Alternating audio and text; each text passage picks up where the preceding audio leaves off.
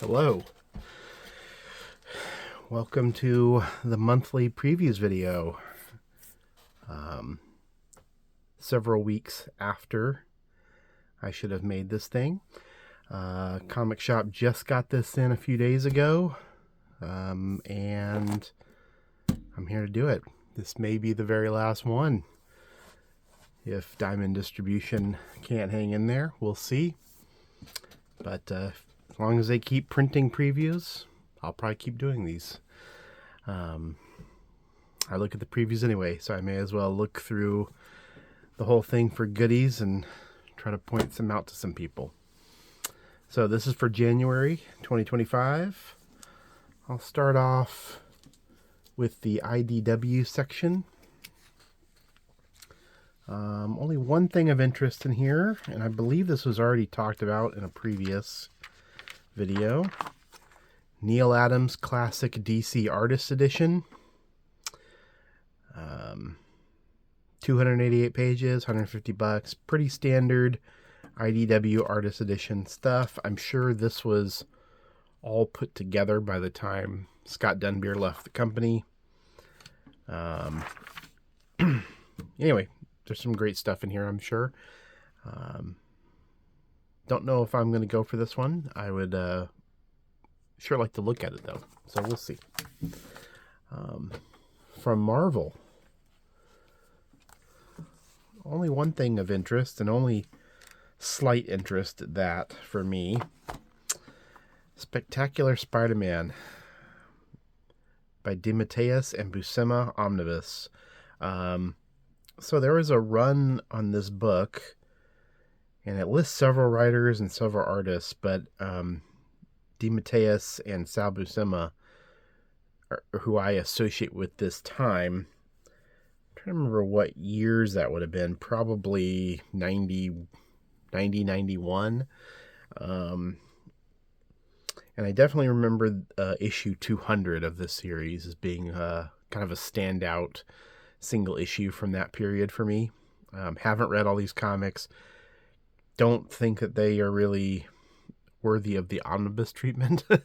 But you know, why the hell not? Also, if you have some affection for them, go for it. But I thought I'd point that out as an interesting run to collect. I like it when they collect runs that I don't expect them to, outside of just the standard sort of classic fare. For DC, there were a few things I thought I might point out. First off, Batman's Strangest Cases, limited collector's edition, number 59, facsimile edition. I believe this is another one of the oversized, like they've done of a couple different things already. Yeah, you know, written by Dennis O'Neil, Lynn Wein, Frank Robbins, art by Neal Adams, Bernie Wrightson, Dick Giordano, Irv Novick. So some pretty good talents working on there. I've actually not bought any of these that they've put out, but I'm tempted every time I see one. They just look kind of cool. For the little compact editions that DC's gotten so much praise over, they seem to already be petering out. There's only one this month. Death, the DC Compact Comics edition. Obviously, there's been some further news on the Neil Gaiman front, and so I wonder how that will affect this book. My guess is probably not much. I would imagine the people who are interested will probably still be interested, and there are probably a lot of people who just aren't even aware of it still. Neil Gaiman and his horrible personal life aside, I liked these comics when I was, 16 years old. Haven't read them in a very, very long time, but I did like them at the time. Art by Chris Bachalo, Mark Buckingham. There's a little short in here by Dave McKean, Paul Chadwick, P. Craig Russell. It's a pretty great lineup, especially for $10. So, and then DC Finest. Yeah, these sort of big fat paperbacks are doing. They're not cheap. They're $40. But I thought I'd point out this Silver Age Superboy, the Super Dog from Krypton. You know, it's stuff from 54 to 55. So really in the wacky era of the Superman family comics. Once again, these are the sort of thing I'd love to own all these. I don't necessarily want to pay for them, but maybe I'll get lucky and a local library will pick these up. All right. Oh, one more thing. Can't believe I almost missed it. Speaking of omnibus editions, Suicide Squad by John Ostrander, Omnibus Volume 1. This collects 1 through 18, and then a handful of other issues. Over 1,000 pages, 1,024 pages for $125. Frankly, I feel like you could get these issues cheaper just by looking online than paying that much. But anyway, Suicide Squad, pretty fun comic. It's got a lot of diehard fans out there. Don't know that I'd buy it in an omnibus if you've never read it, but thought it was worth mentioning. Okay, on to the main catalog. So, I don't have the separate little Image publication this month, but there wasn't a ton in their section I was particularly interested in anyway. So,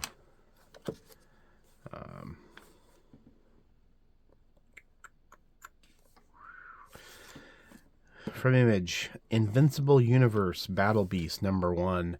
For anyone out there who'd enjoyed Invincible, Battle Beast was a occasionally recurring character. Apparently, here's a little series with him. Don't know if this is going to be a mini series or a regular series. You know, written by Robert Kirkman, art is by Ryan Ottley, and someone named Annalisa Leone. So, anyway, thought that was worth mentioning. The Invincible comics were pretty fun. And then a one-shot called Kids, written by Garth Ennis. Art is by Dalibor Talijic. Probably butchered that. My apologies. Looks like it's one of these 48-page magazine-sized specials kind of thing that Aftershock or Distillery tries to pawn off on people. I don't know that I'm particularly interested in this. Garth Ennis has been a case study in diminishing returns for me for the last 25 years.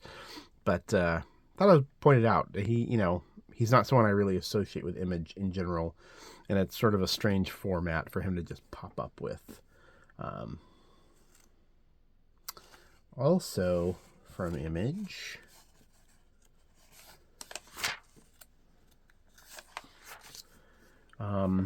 Violator trade paperback. I'm sure this has been available, but maybe it hasn't been for a long time. I won't say that this is good stuff, but it is written by Alan Moore, art by Bart Sears and Greg Capullo. It's got to be better than anything else they're putting out related to Spawn nowadays, right? Even a phoned in Alan Moore is better than the rest of this junk. And then, Savage Dragon, 276 and 277. 2 issues in 1 month. We'll see if they actually come out in 1 month. But I admire Larson's balls for soliciting them. From Ablaze, Cold Hard Cash, Volume 1, a Martha Cheney escapade. Apparently this was a webcomic. Yeah, it originally appeared on Comixology Originals. The reason I'm pointing it out is because of the writer, Gary Phillips. I've never heard of this artist, Adriana Mello. The art doesn't look particularly inspiring to me. Gary Phillips has written novels and he's written comics. He had a graphic novel from that kind of short-lived DC Vertigo crime imprint. The name is escaping me at the moment. Anyway, he just pops up occasionally in comics. That was worth pointing him out.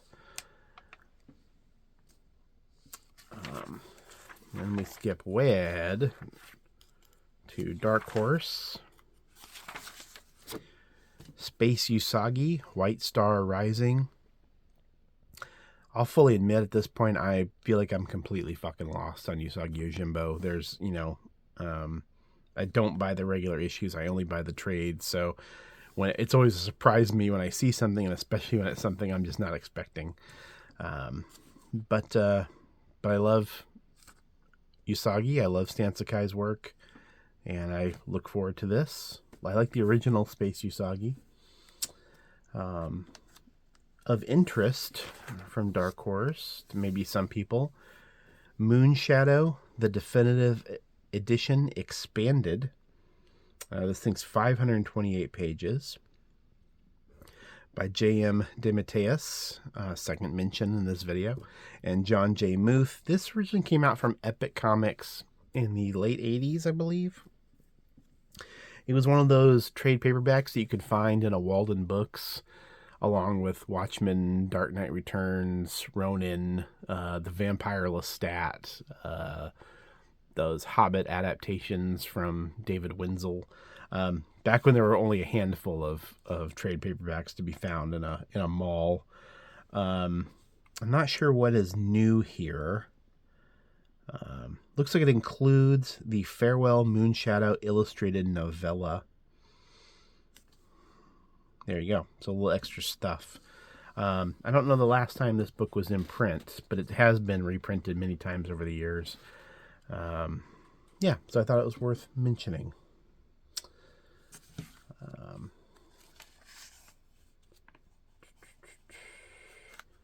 This is something I just wanted to bring up because I was interested. Amaze Inc. Slave Labor Graphics. Have they been appearing in the catalog regularly? Because I don't have memories of seeing that, but maybe my eyes have just glazed over and I didn't really notice. But I wonder if this is sort of a comeback. They've got 3 books here.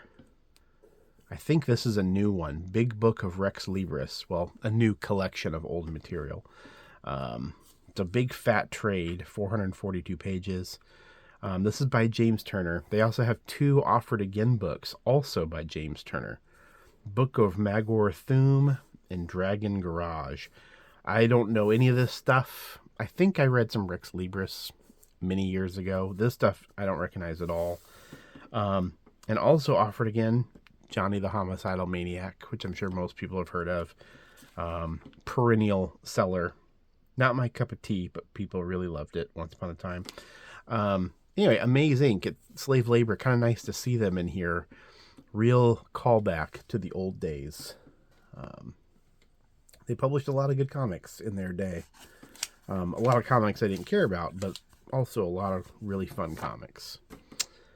From Black Panel Press, a company I'm always a little interested in, even if I'm not interested in their books.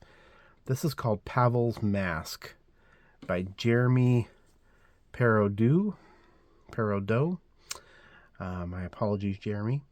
I'm not sure where this is from. I have this feeling it's not an American book, but maybe it is. Anyway, this is a nice sized hardcover. The art just kind of caught my eye.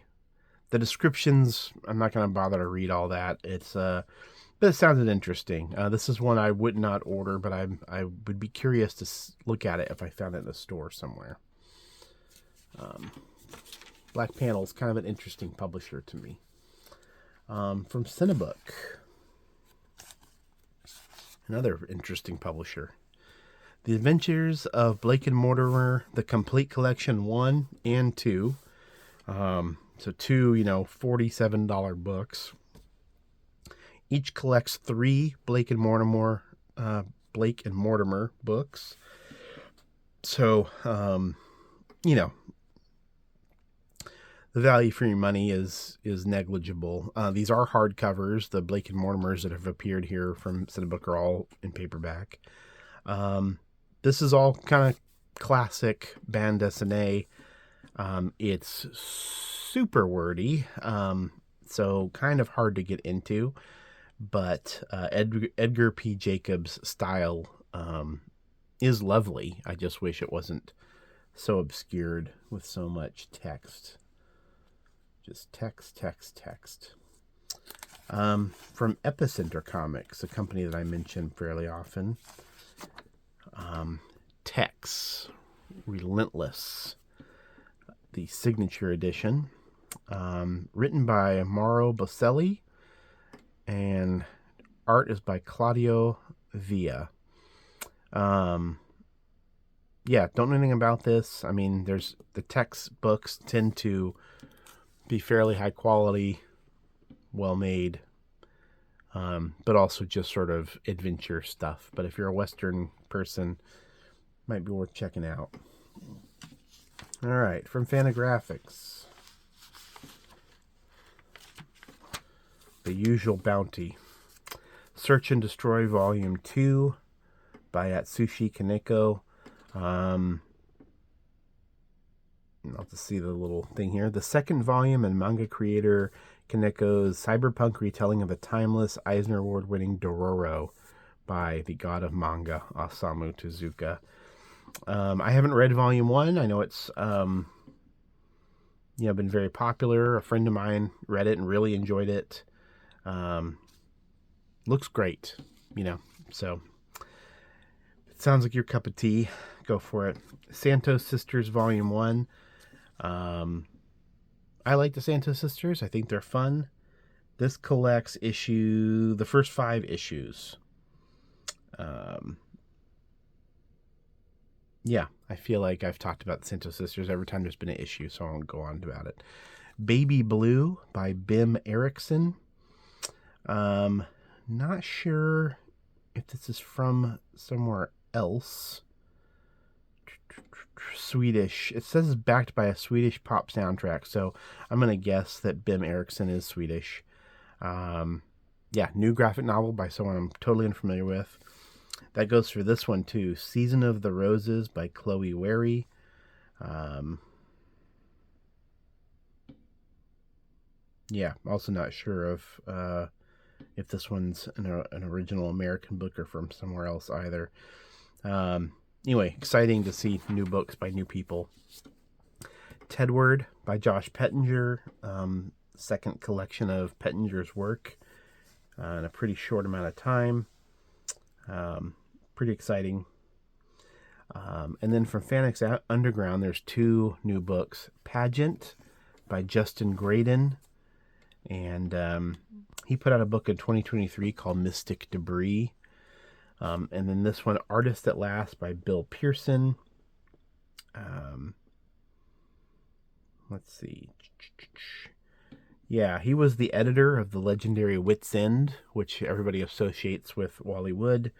This is Pearson's first solo art book, collects a decade-spanning body of work, never seen until now. So, pretty interested to see what that looks like. From Humanoids.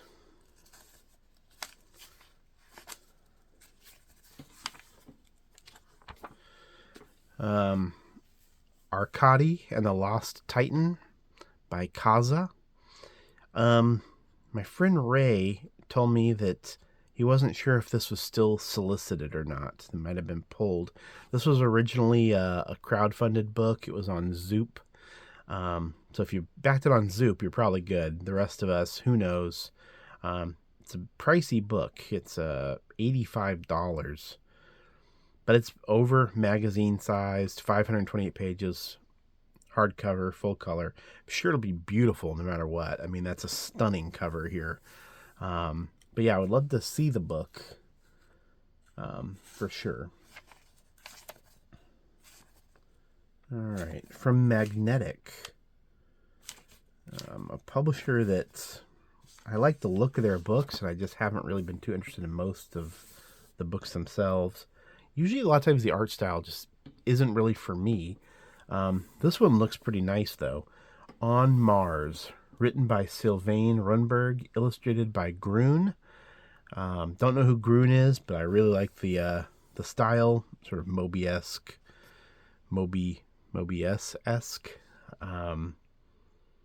Yeah, looks pretty slick. So I'm kind of interested in this one. I'd like to see this one in person as well. All right, from a company that I'm not familiar with at all, Moon Age Books. Light and Dark, The Art of Lee Elias softcover. Lee Elias was a Golden Age artist.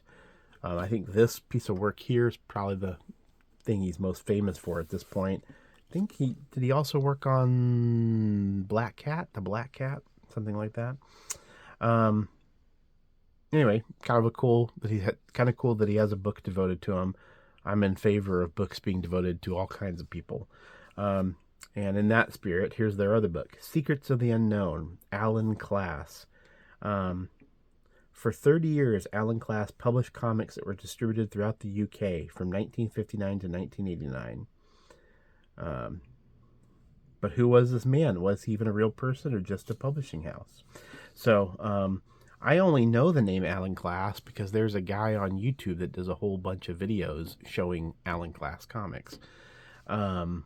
Otherwise, complete mystery to me. And then maybe a couple months after I first saw that channel, here's a book devoted to the guy. Looks very cool. Yeah, as I said, I'd love for every aspect of comics to get coverage. There's just not enough of it out there. From Oni, Free for All #1, a one-shot by Patrick Horvath. This is the guy who did Beneath the Trees Where Nobody Sees. I haven't read that. I know a lot of people liked it, so I thought I would mention this. Interesting looking cover. The fact that it's a one-shot is pretty cool. It's $7.99 for 56 pages. I don't know if it's in that kind of big format, like that I mentioned with the Garth Ennis book earlier, that everybody tries to shove everything into so they can charge more money. But thought I'd mention it. I may even try this just to try the guy's work. But I also may not. From Pantheon, here's a book that's pretty exciting. Tongues, Volume 1 by Anders Nilsson. I'm not sure how long he's going to keep doing Tongues, but he's been putting out single issues on his own. The single issues are beautiful works in their own right, just beautifully made objects. But here we have a nice big hardcover from Pantheon. Nilsson's just a great cartoonist. No two ways about it. So I would recommend this book without having read the material yet. From Rebellion, Rogue Trooper, The Complete Collection. This has a 1 on it, so that leads me to believe that there's going to be more, even though there isn't a 1 in the title. Written by Jerry Finley Day. They throw Alan Moore's name in there too, though I'm sure he barely did anything. Art by Dave Gibbons and Various. Also Cam Kennedy, Colin Wilson. Classic, 2000 AD comic. I've read some Rogue Trooper, enjoyed it quite a bit. Don't know if I need hundreds of pages of it at once, but thought it was worth pointing out. This right here is something I'm not familiar with. Shakara, The Complete Collection by Robbie Mason, art by Henry Flint. Henry Flint's a pretty cool artist. This is 320 pages, and it looks like it is the complete everything, not just a volume 1. I'm not familiar with the book, but I liked the cover. I liked that it was all in one. You can get everything in one, which is so rare with these British comics. Thought it was worth pointing out. From Tomorrow's, back issue 159, Crisis on Infinite Earth's 40th Anniversary Special. I'm not a big Crisis guy. I don't particularly care for Crisis on Infinite Earth. Even as a kid, I just didn't do a whole lot for me. But, some of the people who were working at DC in the aftermath of that, I am interested in. Mike W. Barr, Paul Levitz, Mark Waid, Jerry Ordway, So, anyway, This will probably be pretty fun. Can't believe it's been 40 years since Crisis. I wasn't reading comics when it came out, but I came along not too far after. And it definitely was still having its effect on DC Comics by the time I got to it. Modern Masters, Volume 29, Cliff Chang. I was trying to remember if they put this out already. I feel like it's been a book that's been out before. But just in case it wasn't, I wrote this down to remind myself to look, and also to point out I like these Modern Masters books. Some of the artists I'm interested in more than others, of course, but it's a nice little format to familiarize yourself with a single artist, and I have quite enjoyed a few of them that I've read.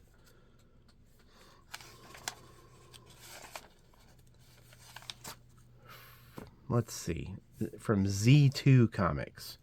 1 bourbon, 1 scotch, 1 beer. 3 tales of John Lee Hooker. Looks like this is a kind of bio of the legendary bluesman, John Lee Hooker. Not really particularly interested in that, but I am interested in one of the writers is Kyle Baker. Cover art is by Ho Che Anderson. That lends it some authority to me, or makes it a little more interesting. So I thought it'd be worth mentioning, especially the Kyle Baker Association. From this company, Zando, that I'm not really familiar with, World Without End, an illustrated guide to the climate crisis. Written by Jean-Marc Jancovici and written and drawn by Christophe Blaine. Christophe Blaine is one of the great cartoonists. I think he's fantastic. And while this book sounds like it could be kind of a miss, not that it's not a serious subject, but just sometimes doing these kinds of books in comics form seems kind of silly, frankly. But I think Blaine is enough of a talent so that I would be very interested to see what he does. I think he's a wonderful cartoonist. And in manga, just 2 things, both of them series that I've mentioned before. Trillion Game, Volume 4. The main appeal here is the art by Ryoichi Ikegami. Pretty great artist. And then Volume 16, A Fist of the North Star. Still going. I'm not sure if this is the end or if there's 2 more. My friend Ray will correct me, as he has half a dozen times in these videos. Fist of the North Star, beautiful books, lots of fun, great art. All right, that's it for January 2023. Looking at the previews. Not much else to say. I hope Diamond survives. I hope the previews survives. For my own selfish reasons. If it doesn't, my channel will still be here. I'll just have to actually make videos about other things instead of just doing this once a month. But I do enjoy doing these. I have been reading the previews cover to cover for many, many years at this point. And it's kind of a monthly tradition I really don't want to give up. Anyway, hopefully this isn't the last one. If it is, I'll be back anyway. Talk to you later.